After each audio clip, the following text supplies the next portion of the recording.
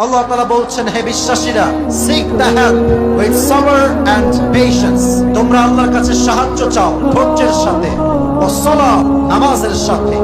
যে ব্যক্তি নামাজ এবং ধৈর্য দুটিকে একসাথে করে আল্লাহর কাছে কিছু চায়, আল্লাহ বান্দাকে চাওয়ার সাথে সাথেই দান করে দেয়। সুবহানাল্লাহ পড়বেন না?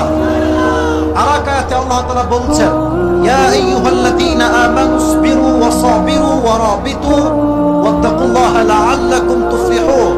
হে আমার বিশ্বাসী বান্দারা, তোমরা ধৈর্যশীল হও এবং ধৈর্য নিয়ে তোমরা প্রতিযোগিতা করো এবং তোমরা সবাই ধৈর্যের উপর অবিচল থাকো। আর মাথায় রেখো, ইন্নাল্লাহা মা'আস সাবিরিন। যারাই ধৈর্যশীল তাদের সাহায্যকারী হয়ে যায় একজন। আওয়াজ দিয়ে বলেন তো তিনি কে? অতএব ধৈর্য যারা আছে কেউ আটকে দিতে পারবে না। জীবন যুদ্ধে হার যে মানতে চায় সে গিভ আপ করে ফেলে, আর যে হার মানতে চায় না সে ধৈর্যের হাতিয়ার নিয়ে